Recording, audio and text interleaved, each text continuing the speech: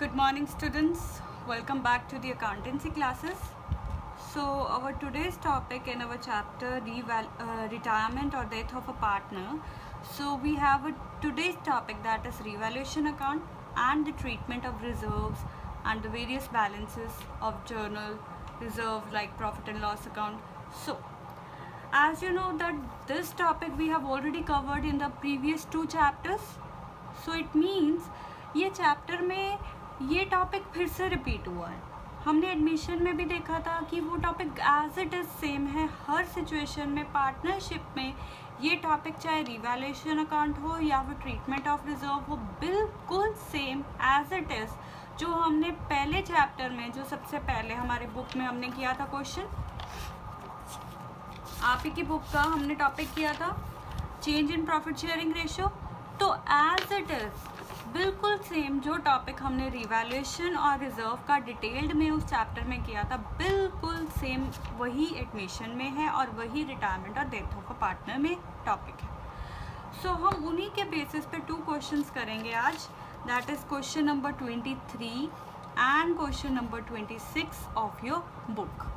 Done. तो start करते हैं.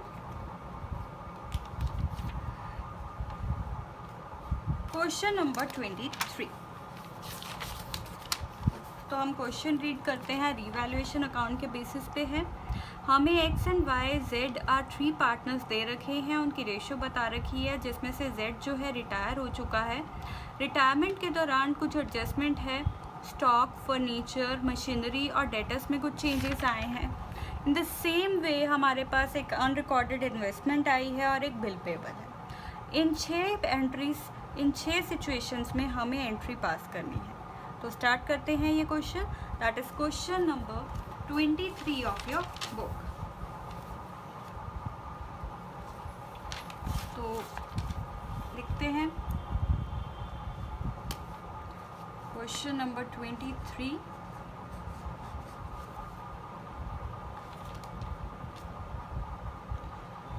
सबसे पहले यहाँ पे हम एक पैटर्न बना लेंगे क्योंकि हमें जर्नल एंट्रीज ही रिकॉर्ड करनी है यहाँ पे.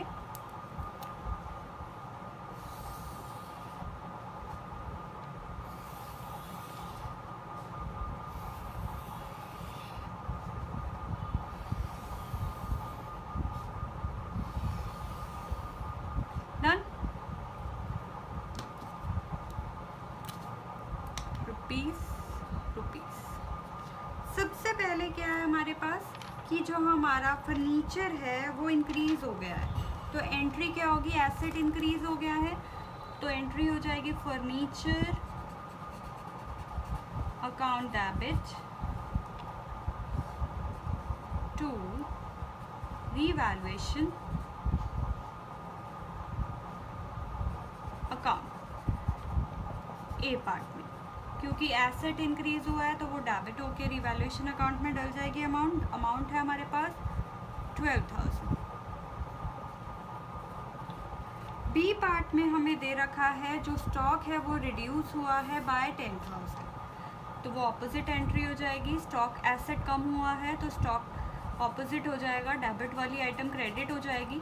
तो एंट्री हो जाएगी revaluation account debit to stock account with amount is 10,000.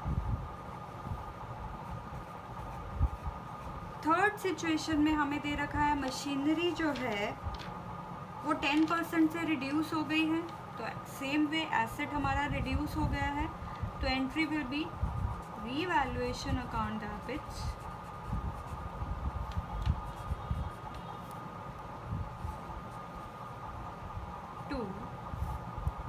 machinery account with amount 5,000.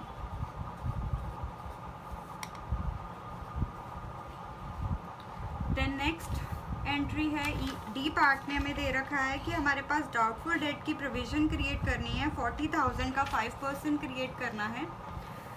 तो हमें लायबिलिटी क्रिएट करनी है. तो entry will be revaluation account debit to provision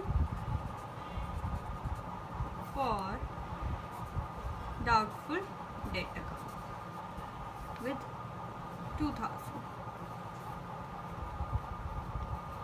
then E part में हमें दे रखा है कि एक इन्वेस्टमेंट है उसे रिकॉर्ड करना है, तो इन्वेस्टमेंट एसेट होती है तो एसेट साइड में डेबिट हो जाएगा, investment account debit to revaluation account, amount come out to be 10,000.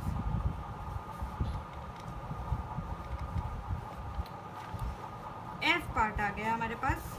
F part के according an item of ₹1000 include bill payable, और वो हमें लगता है कि क्लेम नहीं होगा और उसे रिटर्न ऑफ करना पड़ेगा. तो अगर हमारी लायबिलिटीज़ को रिड्यूस करना है तो क्रेडिट वाली अमाउंट डेबिट हो जाएगी, तो entry will become bill payable account debit to revaluation account. तो ये तो हमारी एक एंट्रीज है. तो इसके बाद हम इन सभी का एक समराइज निकालेंगे, समराइज्ड फिगर निकालेंगे. उसका क्या ट्रीटमेंट होगा कि हम रीवैल्यूएशन अकाउंट बनाएंगे. तो रीवैल्यूएशन अकाउंट हम रफ में बना लेंगे. तो रफ के अकॉर्डिंग अगर मैं आपको कहूँ कि मेरे क्वेश्चन में डेबिट जो हो रहा है रीवैल्यूएशन 12,000 प्लस 10,000, 22,000 प्लस 1,000 23,000 माइनस 10,000, तो कितना रह गया 13,000. 13,000 में से 5,000 और माइनस किया 8,000, 8,000 में से 2,000 और माइनस किया तो 6,000. तो 6,000 हमारे पास बच गया, राइट. तो 6,000 जो हमारे पास रिवैल्यूएशन का प्रॉफिट आया उसे हम तीनों पार्टनर्स में उनकी रेशियो में डिस्ट्रीब्यूट कर देंगे, होल्ड रेशियो. तो entry will become G part revaluation account debit to X capital account, Y's capital account and Z's capital account. तो हम 6,000 अभी कैलकुलेट किया, उसे तीनों पार्टनर्स में डिस्ट्रीब्यूट करेंगे तो ये अमाउंट आ जाएगी 3,000, 18,000, 12,000. डन. तो इस एंट्री का एक 1 मार्क्स अलग से होता है क्योंकि ये समराइज्ड एंट्री है. अब इसके बाद ये तो हमारा टॉपिक है रिवैल्यूएशन का. अब इसके बाद हम एक क्वेश्चन करेंगे that is question number 26 of your book, that is on treatment of reserves. तो करते हैं. क्वेश्चन नंबर 26 के अकॉर्डिंग XYZ हमारे पास पार्टनर्स हैं, वो अपनी प्रॉफिट शेयरिंग रेशियो बता रखी है और Z जो है रिटायर हो रहा है. रिटायरमेंट के दौरान हमारी बुक्स में general reserve, profit and loss का debit balance, workman compensation reserve और प्रोविडेंट फंड दे रखा है. तो हमें इनकी ट्रीटमेंट करनी है. तो पास करते हैं नेसेसरी जर्नल एंट्रीज. तो क्वेश्चन नंबर 24 इसके अकॉर्डिंग भी हम ऐसे ही फॉर्मेट बना लेते हैं एक बार.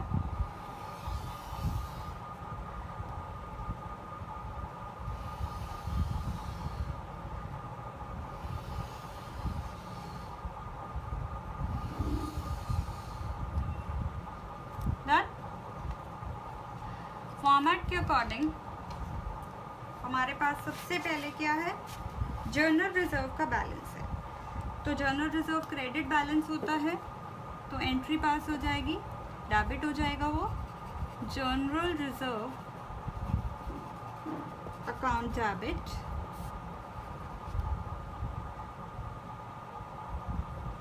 ऐसे ही वर्कमैन कंपनसेशन रिजर्व भी हो जाएगा। Workman compensation reserve account debit, दोनों की अमाउंट है 1,80,000, 24,000,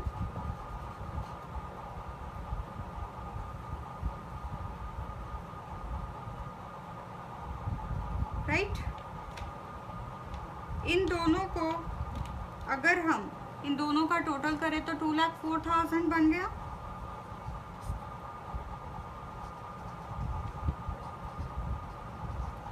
और इसे हम पार्टनर्स में डिस्ट्रीब्यूट कर देंगे to X capital account, to Y's capital account and to जेड्स कैपिटल अकाउंट इन 3:2:1। तो ये अमाउंट यहाँ पे आ जाएगी हमारे पास। एक्स का शेयर निकल आएगा 1,02,000, इसका 68,000 और इसका 34,000। डन। और इसके बाद हमारे पास प्रॉफिट एंड लॉस का बैलेंस दे रखा है, दैट इज 30,000। तो हम उसी प्रॉफिट एंड लॉस को भी एडजस्ट कर देंगे। तो यहाँ पे लिखेंगे एक्स कैपिटल अकाउंट,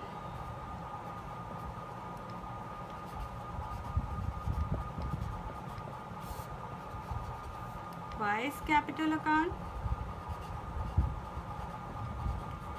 एंड जेड्स कैपिटल अकाउंट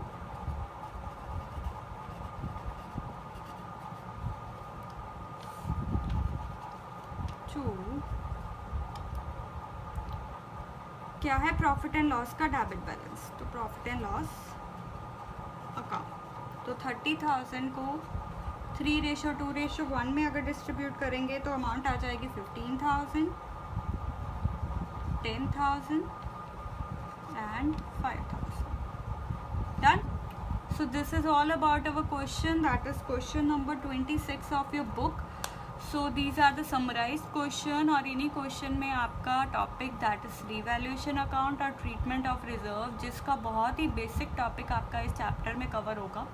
जो इम्पॉर्टेंट पार्ट जो इन दोनों टॉपिक में है वो आपका change in profit sharing ratio chapter में होगा और उसी में से क्वेश्चन आने की ज़्यादा पॉसिबिलिटी है। यहाँ पे जस्ट उसे एक बार रिविजन दी जाती है, एक बार उसको टचअप दिया जाता है, फिर हम उसके बाद फाइनल बैलेंस शीट या पार्टनर्स कैपिटल अकाउंट बनाते हैं। So this is all for today. Thank you, take care.